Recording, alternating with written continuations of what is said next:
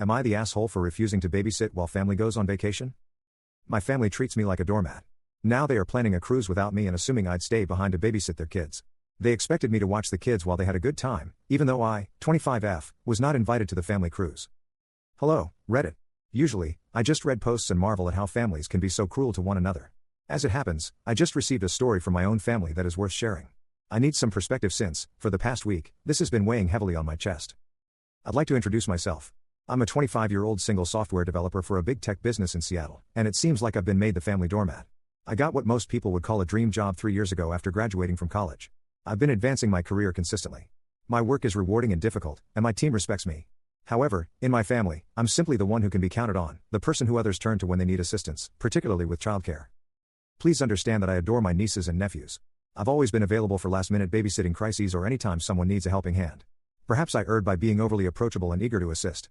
My desire to help may have backfired, creating a situation where my willingness was taken for granted. The backstory is as follows. After 40 years of teaching, my 65-year-old Aunt Jean is retiring. She is essentially the matriarch of our family, keeping everyone in touch. She keeps track of all the birthdays, plans every holiday meal, and even sends care packages to the younger cousins when they attend college. She is what keeps us all together. She was the one who gave me care packages filled with my favorite snacks and handwritten encouraging letters during finals week when I was in college. She even assisted me in getting ready for my very first job interview. Her retirement is obviously a huge event, and I was thrilled to join in the celebration. Or I was, until I learned that I would not be participating. Everything began last week. I had just completed a particularly difficult project at work that involved coordinating a crucial system update and staying late to fulfill deadlines. Despite my fatigue, I continued to have dinner with my family once a week. Since I moved into my own apartment, these dinners have become a ritual, and even when I'm really busy with work, I hardly ever miss one. I brought Mom's favorite bottle of wine when I got to my folks' place. It was an ordinary evening.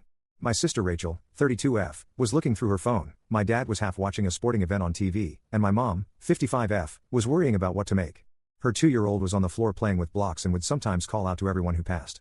We were discussing a variety of topics, including Rachel's toddler's most recent developmental milestone, my most recent professional endeavor, and the customary family rumors. I then asked jokingly if anyone had any suggestions for Aunt Jean's retirement present. I had been considering getting her a unique present, perhaps organizing a collective present with the family. At that moment, Rachel said, "Oh, we're giving her a group gift on the cruise," without even raising her head from her phone. I stopped in the middle of my sentence. What kind of cruise? At first, I believed I had misheard her. I would be aware of any scheduled family vacation, wouldn't I? I mean, I attend every birthday party, holiday celebration, and family get-together. I chuckled uneasily and inquired about her topic. She raised her head, obviously perplexed that I was perplexed. We've been organizing the cruise for months, as if I were somehow to blame for not knowing about something that no one had thought to tell me. Rachel added, all the adults in the family are going. I asked my mother for an explanation. When she realizes she's done something wrong but doesn't want to acknowledge it, she gives me this uneasy smile. She clarified, it's a cruise to celebrate your aunt's retirement, with a few days spent in Hawaii. I had the impression that I was in a strange prank show at the time. I was in the dark about this elaborate excursion while everyone else was aware of it.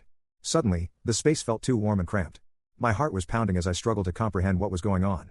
My mother gave me a tense little laugh when I inquired why I hadn't been informed, and then she said, well, we thought you'd be more help staying back, remaining behind. What can you help with? I asked, attempting to speak steadily. I had the ideal opportunity to jump in, as if it were the most apparent thing in the world, when my cousin Madison, 30F, entered the room with her twins. The children. It just made sense for you to stay and watch them since you get along so well with them. Let me explain. Madison and Rachel have 4 children under the age of 4, Madison's twins, who are just over a year old, and Rachel's 3 and 2-year-old children. They had somehow determined that I would be more than happy to stay behind and monitor them all without even consulting me. I forgot about my dinner and just stared at them in shock. So you organized this entire trip without inviting me and just thought I'd be fine staying home to watch the kids? Rachel finally put her phone down and shrugged. Yes, indeed. You don't have children or anything that might bind you, and you're always so dependable. It simply made sense. Made sense to whom? I looked at my mother as I inquired, hoping for an explanation that wouldn't make me seem like a total afterthought. We didn't mean to leave you out, honey, she added, smiling weakly at me. We simply assumed you would comprehend. You have always been the one in charge. The word responsible was like a kick to the face. I've heard that a lot throughout my life, including when I stayed home to assist with family gatherings rather than going out with friends, when I rearranged my college schedule to accommodate Rachel's firstborn, and when I utilized my vacation time to support Madison following her challenging twin pregnancy. My family seems to think of me as their default safety net. When someone needs assistance, I've always been the one to step up. Yes, I have assisted with school pickups, kept the kids during crises, and even filled in for Rachel when she had work-related issues. Rachel had a late meeting last month, so I took a half day off work to pick up her children from daycare. After the twins began to crawl, I spent 3 weekends the previous month assisting Madison with organizing her home. Their reliance on me has been unending. However, this was really different. They made decisions for me as if my time, my desires, and my life didn't matter. They didn't even have the grace to ask. My mother attempted to patch things up by promising to bring me a memento, as if that would somehow make up for my exclusion. "We'll purchase you a lovely souvenir from Hawaii," she promised, as though it would make up for being treated like the family's unpaid babysitter. Meanwhile, Rachel pretended that I was exaggerating. "You wouldn't really like the cruise anyhow. I take it that you don't like big crowds. Do you recall how uneasy you felt at Cousin Katie's wedding?" "Pardon me?" As I spoke, I could feel my annoyance building. They were now determining what I would and wouldn't like. I was recovering from the flu when that wedding took place 5 years ago. However, it seems that one incident had turned into a justification for them to keep me out of family gatherings. Their audacity astounded me. I sat there attempting to take it all in. This was intentional, not merely an oversight. They all know that I don't use Facebook, so I wasn't a part of the private Facebook group where they had been organizing this for months. They could have called, texted, or even casually brought it up at any of the numerous family get-togethers we've had, but they chose not to. My mother attempted to sidestep my comments about how painful it was to be left out. "We had no intention of upsetting you. It was simply useful, sensible, for them." Soon after, I departed because I was too upset to continue the conversation. It was a blur on the way home. Recollections of all the times I had sacrificed everything for them, put their needs ahead of my own, and dropped everything to aid them kept coming back to me, making it difficult for me to concentrate on the road. However, as the days went by, the rage evolved into something more profound. It was more than just the journey. It has to do with how my family perceives me. I don't have any wants, goals, or desires of my own. Simply said, I'm the reliable one, the helper, and the person they can rely on to make sacrifices when it suits them. I've mentally rehearsed the exchange numerous times.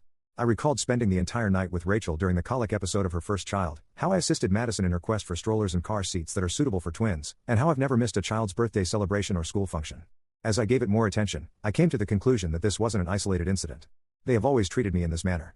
I didn't even realize how frequently my family took advantage of me because I was so ready to support and assist them. But I'm done this time. I'm not sure how I'll deal with this in the future, but I'm definitely not going to stay behind to watch the kids. Not now.